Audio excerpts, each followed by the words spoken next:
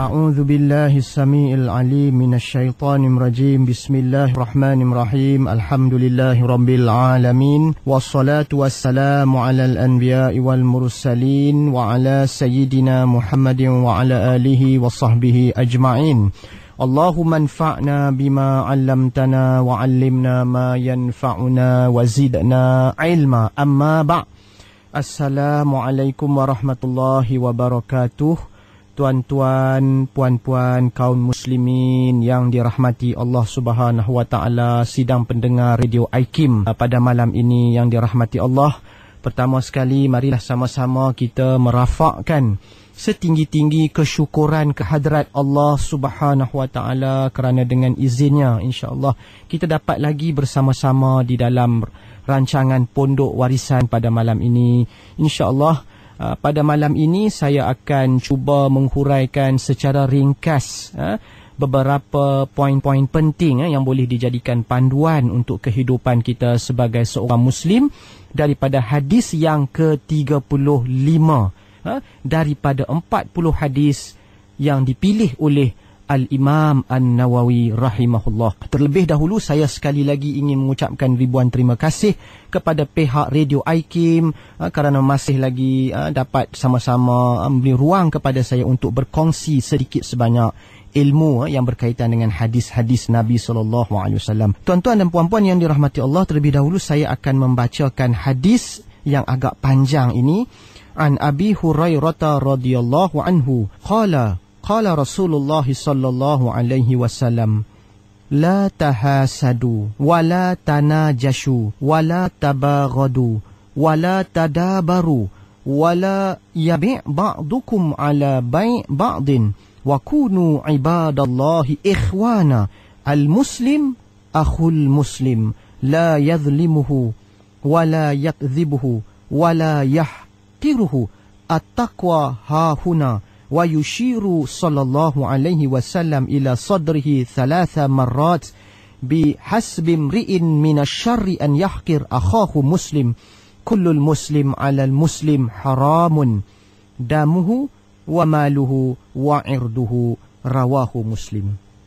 Tuan-tuan dan puan-puan yang dirahmati Allah, sebenarnya hadis yang akan saya bacakan pada malam ini adalah satu hadis yang sangat-sangat penting yang berkaitan dengan perpaduan umat Islam, di mana perpaduan umat Islam ini adalah antara perkara-perkara yang paling besar sekali yang diharapkan oleh junjungan besar Nabi Muhammad sallallahu alaihi wasallam agar dapat direalisasikan dalam kehidupan kita sebagai umat Islam sepanjang masa. Apa petua-petua yang diberikan oleh Nabi SAW di dalam hadis ni agar kita dapat mengekalkan ikatan persaudaraan dalam tahapnya yang paling baik dalam kehidupan kita? Saya terjemahkan hadisnya. Nabi SAW bersabda yang bermaksud, janganlah kamu saling dengki-mendengki dan janganlah kamu saling tipu-menipu di dalam kontrak-kontrak jual beli, dan janganlah kamu saling benci-membenci, dan janganlah kamu saling belakang-membelakangi, dan janganlah sebahagian daripada kamu menjual di atas belian rakannya yang lain. Dan hendaklah kamu semua menjadi hamba-hamba Allah yang bersaudara. Seorang Muslim itu adalah saudara kepada seorang Muslim lain-lain. Maka dia tidak boleh menzalimi saudaranya, dan tidak boleh membohongi saudaranya, dan tidak boleh memandang rendah kepada saudaranya. Takwa itu adalah di sini. Lalu Nabi SAW mengisyaratkan kepada dadanya 3 kali. Kemudian Nabi SAW meneruskan sabdanya, cukuplah dianggap sebagai suatu keburukan bagi seorang Islam itu apabila dia menghina saudaranya yang Muslim. Semua Muslim ke atas Muslim yang lain itu adalah haram pada darahnya, pada hartanya dan pada kehormatannya. Hadis riwayat Imam Muslim. Tuan-tuan dan puan-puan yang dirahmati Allah, sebenarnya hadis ini amat berkait dengan aspek perpaduan di dalam Islam. Kerana itu di dalam Islam, kalaulah kita ingin menjadi seorang Muslim yang baik, seorang Muslim yang dicintai oleh Allah, selain daripada kita menjaga hubungan kita dengan Allah, kita sembahyang, kita berzikir, kita selalu memikirkan bagaimana kita dapat mendekatkan diri kita dengan Allah. Begitu juga pada masa yang sama, kita hendaklah berusaha untuk mengekalkan tali persaudaraan di kalangan orang Islam. Kita mestilah rasa kasih kepada saudara kita sebagaimana kita rasa kasih kepada diri kita. Kerana itu di dalam hadis ini Nabi SAW memberikan beberapa arahan kepada kita semua. Semoga dengan kita mengamalkan arahan ini, dengan kita menerima nasihat Nabi SAW ini, kita akan dapat mengekalkan ruh perpaduan di dalam kehidupan umat Islam. Okey, yang pertamanya Nabi, apa perkara-perkara yang paling penting dalam hadis ini yang Nabi beri panduan kepada kita? Yang pertamanya, Nabi SAW berpesan kepada kita, jangan kamu dengki-mendengki antara satu sama lain. Artinya sebagai seorang Islam, kita tidak boleh kalau kita nampak sesuatu kelebihan, sesuatu nikmat yang Allah Subhanahu Wa Taala berikan kepada saudara kita yang lain, maka kita sepatutnya turut bergembira. Kita sepatutnya turut bergembira dan jangan kita sematkan di dalam hati kita rasa tidak senang hati. Kalau kita lihat kawan kita ada kelebihannya, ada nikmatnya yang diberikan oleh Allah, maka kita seharusnya berfikir bagaimana kita dapat menjadi seperti saudara kita. Jangan kita dengki, tapi kita fikir bagaimana kita dapat menjadi seperti saudara kita. Kerana perasaan benci ini pada hakikatnya seolah-olahnya kita tidak reda dengan nikmat yang Allah berikan kepada saudara kita yang lain. Alangkah buruknya perangai kita kerana kita tidak senang dengan anugerah yang Allah berikan kepada saudara kita yang lain, sehingga kita berusaha pula untuk menghilangkan nikmat itu. Inilah yang dikatakan perasaan dengki yang sudah tidak dapat ditahan lagi. Ekoran daripada perasaan dengki yang sudah tidak dapat dikawal lagi akan mendorong seseorang itu untuk misalnya untuk menganiaya kawannya, mungkin juga membunuh kawannya, mungkin juga menyihirkan kawannya kerana tidak dapat lagi membendung perasaan dengki yang meluap-luap di dalam hatinya. Kerana itu di dalam hadis ini Nabi berpesan kepada kita semua, jangan kita dengki-mendengki dalam kehidupan kita sebagai seorang Islam. Kita mesti menjauhkan diri daripada penyakit dengki. Malah di sana ada sepotong hadis Nabi SAW menggambarkan kepada kita bagaimana perasaan dengki yang meluap-luap di dalam jiwa ini, andai kata kita tidak berusaha untuk memulihkannya, untuk menyembuhnya, untuk merawatnya, maka dia akan memusnahkan segala kebaikan yang ada dalam kehidupan kita. Di dalam hadisnya Nabi SAW bersabda, "Iyyakum wal hasad, fa innal hasada ya'kulul hasanat kama ta'kulun narul hatab."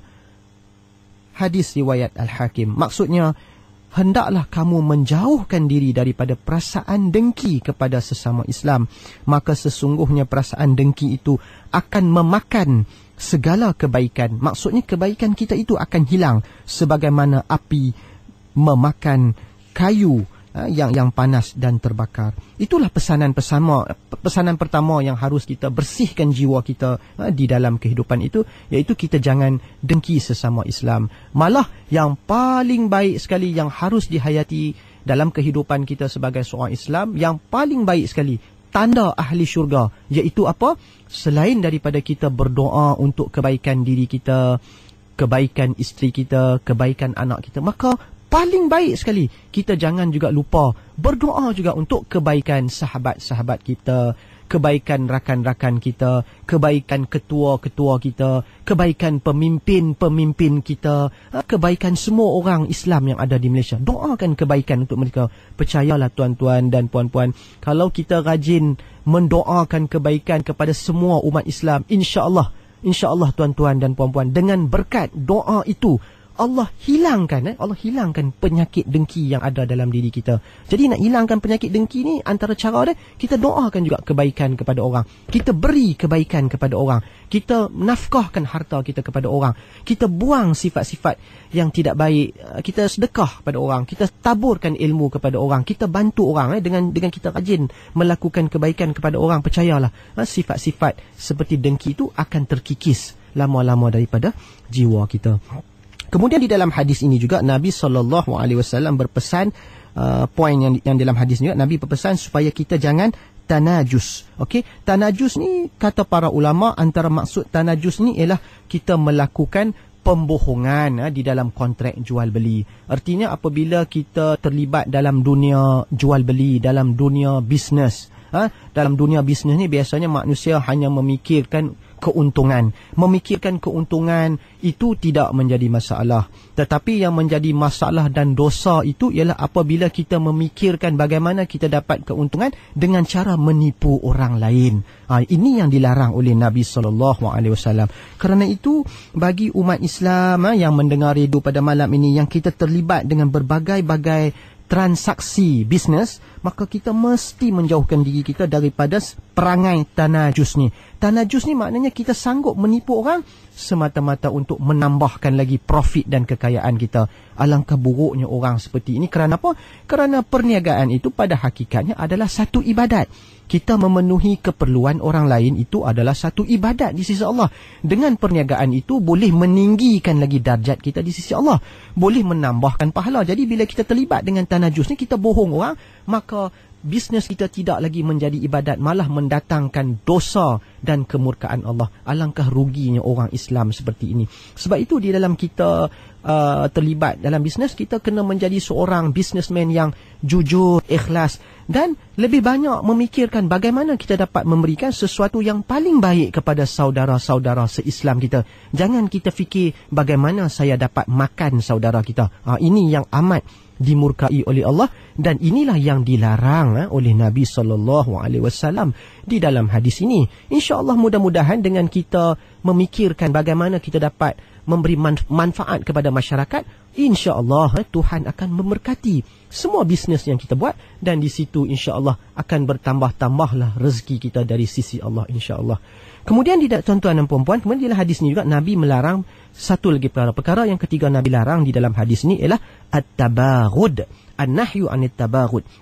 Wala tabaghadu. Wala tabaghadu ni bermaksud, kata para ulama, benci membenci. Jadi dalam kehidupan kita sebagai umat Islam, Nabi pesan janganlah kita benci membenci sesama kita. Kita mestilah hidup sebagai seorang Muslim seperti satu jasad, berkasih sayang antara satu sama lain. Sebagaimana firman Allah Subhanahu wa taala di dalam surah Al-Hujurat ayat 10, innamal mu'minuna ikhwatun. Hanya saja orang-orang Muslim itu bersaudara. Jadi kita bersaudara sesama orang Islam lain. Jadi janganlah kita benci membenci. Janganlah kita melakukan perkara-perkara yang boleh menimbulkan kebencian sesama umat Islam. Jangan kita menyebarkan fitnah.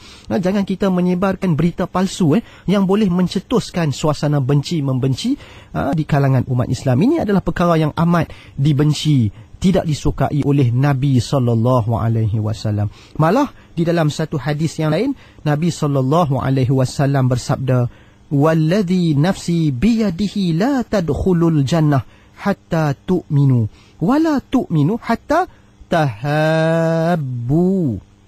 Cuba kita renung hadis ni, tuan-tuan dan puan-puan. Nabi bersabda, demi Allah yang nyawa aku di dalam genggamannya, kamu, wahai umat Islam, kamu semua tidak akan dapat masuk ke dalam syurga sampailah kamu semua beriman. Dan kamu semua tidak akan menjadi orang yang betul beriman hatta tahabu, sehinggalah kamu berkasih sayang sesama kamu. Jadi di sini kita dapat lihat bagaimana iman itu ada kaitannya dengan perasaan cinta dan kasih sayang. Artinya dalam Islam mudah saja. Semakin tinggi keimanan kita kepada Allah, maka semakin besarlah rasa kasih kita sesama orang Islam. Semakin cintalah kita sesama Islam. Tetapi kalau semakin tinggi keimanan kita kepada Allah, semakin banyak amal ibadat yang kita buat, semakin kuat kita beribadat, maka semakin benci pula kita sesama orang Islam. Semakin pula kita pandang orang Islam ni semua hina, tidak mulia seperti saya. Itu saya sebut, itu ada something wrong. Dalam amalan itu ada yang tak betul. Kerana di dalam hadis tadi Nabi dah pesan, kamu semua tidak akan mencapai hakikat keimanan kepada Allah sehinggalah kamu ada perasaan cinta mencintai sesama kamu. Jadi begitulah pentingnya rasa kasih sesama orang Islam, kerana dia ada kaitan dengan kesempurnaan iman kita kepada Allah, tuan-tuan dan puan-puan. Kerana itulah tuan-tuan dan puan-puan, di dalam mengulas hadis ini, Nabi SAW, para ulama mengatakan bagaimana di dalam Islam dosa dia besar, adalah haram kita melakukan perkara-perkara yang boleh mencetuskan permusuhan dan kebencian sesama umat Islam. Kita mesti mengelakkan apa-apa saja perlakuan, apa-apa saja perbuatan yang boleh mendatangkan permusuhan, boleh mendatangkan kebencian sesama umat Islam. Malah kita sebagai orang Islam, kita kena lebih banyak memikirkan bagaimana kita dapat menyatukan umat Islam menuju keredaan Allah Subhanahu Wa Taala. Kita kena lebih banyak memikirkan bagaimana kita dapat mendamaikan saudara-saudara kita yang bergaduh, bagaimana kita dapat mendamaikan berbagai-bagai kumpulan Islam di Malaysia agar semuanya dapat bersatu padu menuju keredaan Allah. Tuan-tuan dan puan-puan, firman Allah Subhanahu Wa Taala di dalam surah An-Nisa ayat 95, la khaira fi kasirin min najwahum illa man amara bi sadaqatin au ma'rufin au islahin bainan nas, yang bermaksud tidak ada apa-apa kebaikan di dalam kebanyakan daripada apa yang mereka tuturkan, yang mereka katakan, melainkan sesiapa yang menyuruh orang lain agar bersedekah, ataupun menyuruh orang lain berbuat kebaikan, atau menyuruh orang lain atau mendamaikan sesama umat Islam. Jadi mendamaikan sesama umat Islam ini mempunyai kedudukan yang sangat tinggi, kerana dari situlah akan terhasilnya rasa kasih cinta sesama umat Islam yang akan membawa kepada perpaduan umat Islam. Dan inilah yang amat diharapkan oleh kekasih kita dan junjungan kita Nabi Muhammad sallallahu alaihi wasallam.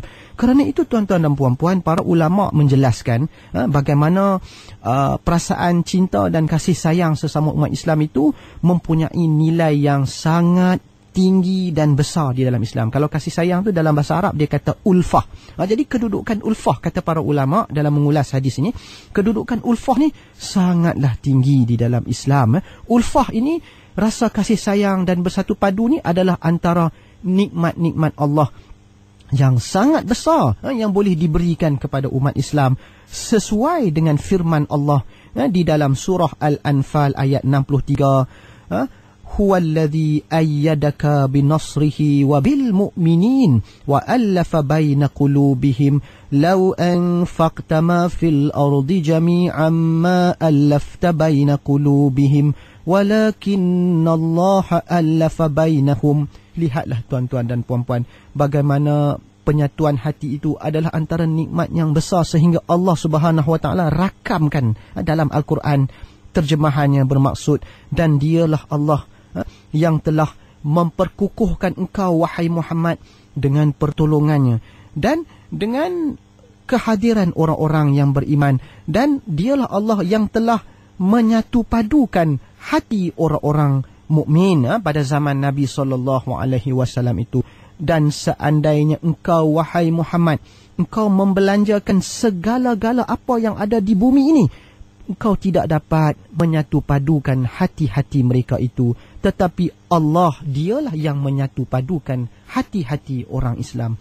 Jadi penyatuan hati ini adalah nikmat besar yang dikekalkan penyataannya di dalam Al-Quran. Allah kekalkan perkara tersebut untuk menjadi pengajaran, ingatan kepada kita bahawa perpaduan umat Islam itu adalah antara perkara yang paling penting kita maintain dan kita jaga. Dan jangan sekali-kali kita menjadi, diri kita ni jangan sekali-kali menjadi penyebab kepada perpecahan dan pertelingkahan di kalangan umat Islam.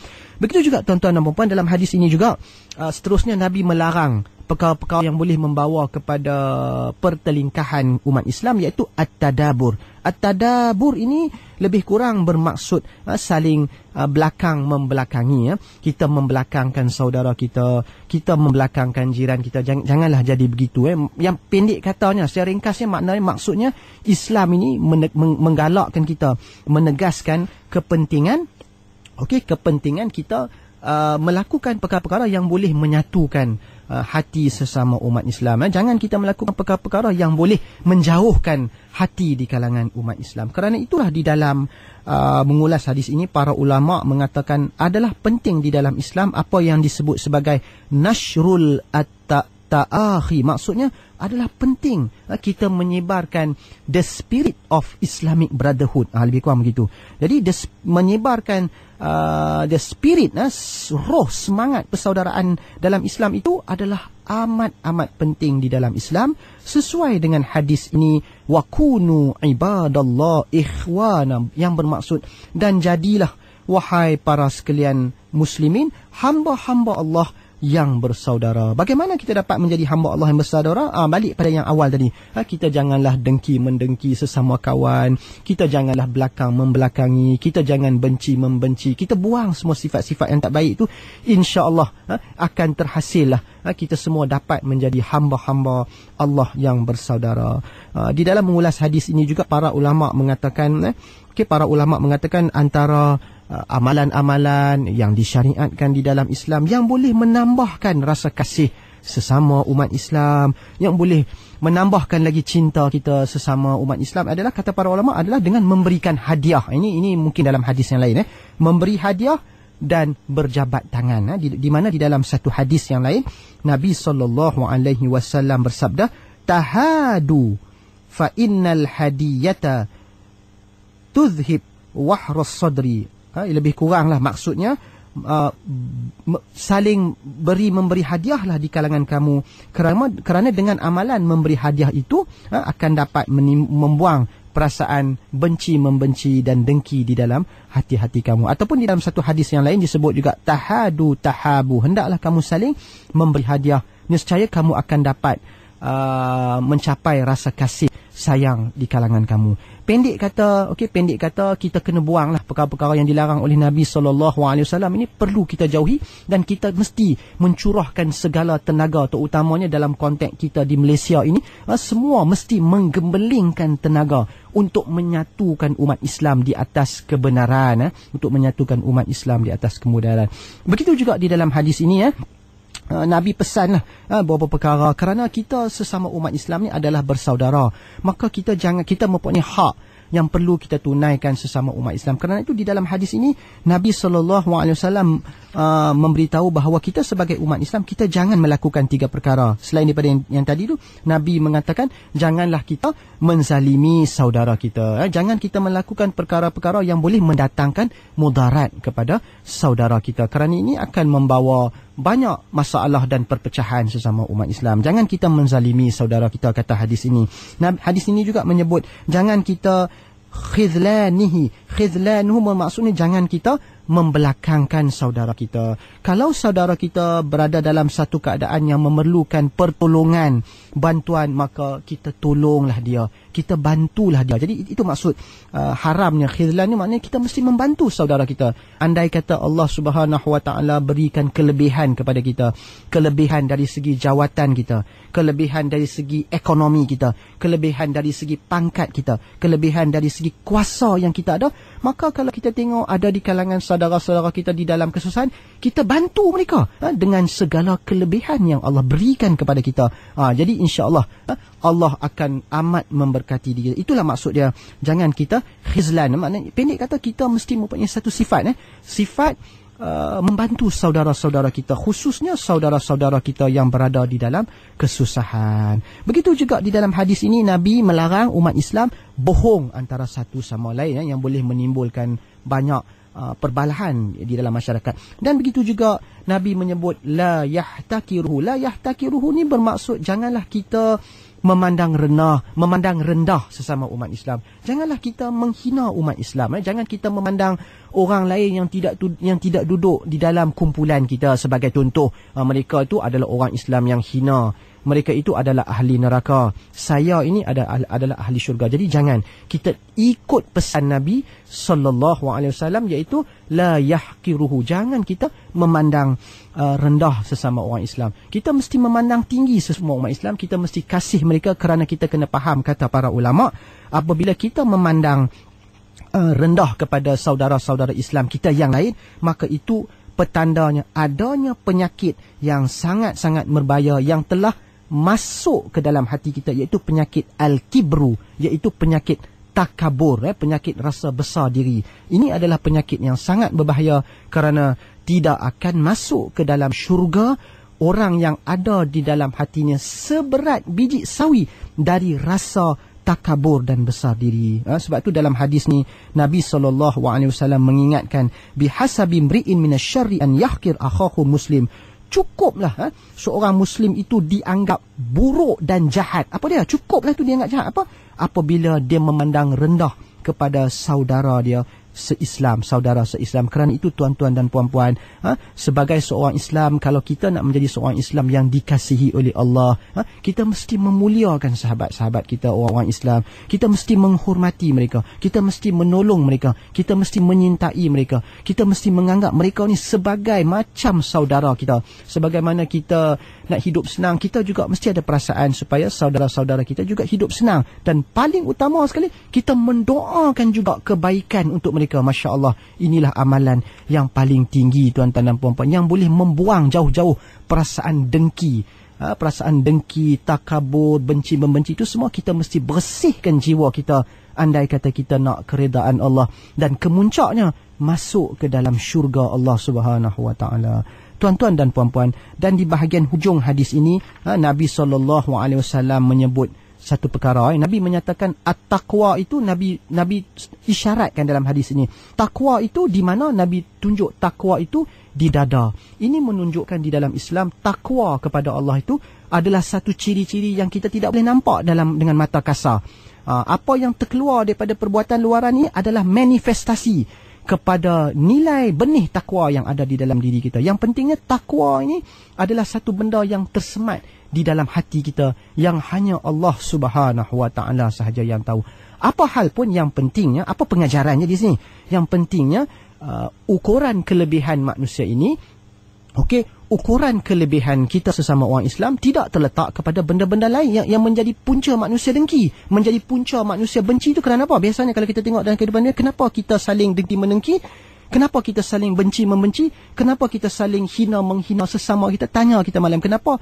Percayalah tuan-tuan dan puan, sebab dia tak lain, dia banyak kembali kepada kerana wang, kerana harta, kerana pangkat, kerana saya tidak dapat menjawat jawatan pengarah sebagai contoh yang menjadi idaman saya. Jadi daripada perasaan itulah, daripada kegilaan kita kepada habuan-habuan dunia inilah, timbulnya perasaan dengki, dendam, benci-membenci, belakang-membelakangi, mengkondem antara satu sama lain. Sebab itu di hujung hadis ni, Nabi ingatkan kepada kita, kelebihan yang sebenar-benarnya, ukurannya di sisi Allah itu adalah sifat takwa, bukannya benda-benda yang bersifat kebendaan. Kerana itu, hujung ni Nabi kita takwa tu dalam hati. Artinya nilai kita yang sebenarnya di sisi Allah adalah berdasarkan takwa kita, berdasarkan amalan-amalan kita. Artinya semakin tinggi amalan kita, semakin bersih jiwa kita, semakin murni rohani kita, percayalah, di situlah yang akan meningkatkan darjat kita di sisi Allah dan melayakkan kita masuk ke dalam syurga. Bukannya habuan-habuan keduniaan yang menjadi punca manusia berbalah dalam masyarakat. Tuan-tuan dan puan-puan, ini amat sesuai sekali tuan-tuan dan puan-puan dengan firman Allah di dalam surah Al-Hujurat ayat 13. Inna akramakum indallah atqakum. Sesungguhnya yang paling mulia di kalangan kamu di sisi Allah ialah orang yang paling takwa kepada Allah, paling baik lahir dan batinnya, paling baik perbuatannya. Inilah manusia yang sebenarnya mulia di sisi Allah. Jadi makam takwa inilah yang harus menjadi buruan dan cita-cita kita untuk menjadi manusia yang termulia di sisi Allah Subhanahu Wa Taala. Tuan-tuan dan puan-puan, begitu juga di dalam satu ayat yang lain boleh kita rujuk di dalam surah Al-Hajj ayat 32, firman Allah Subhanahu Wa Taala, wa man yu'azzim sya'airallah fa innaha min taqwal qulub, yang bermaksud, dan barang siapa yang membesarkan syiar-syiar Allah, maka sesungguhnya perbuatan itu adalah daripada takwa yang tersemat di dalam hatinya. Artinya takwa itu memang duduk di dalam hati kita. Takwa itulah perlu kita suburkan. Amalan itulah perlu kita suburkan untuk mendapat kemuliaan di sisi Allah. Dan begitu juga di dalam satu hadis yang lain, Nabi SAW bersabda, "Innallaha la yanzuru ila ajsamikum wala ila suwarikum walakin yanzuru ila qulubikum."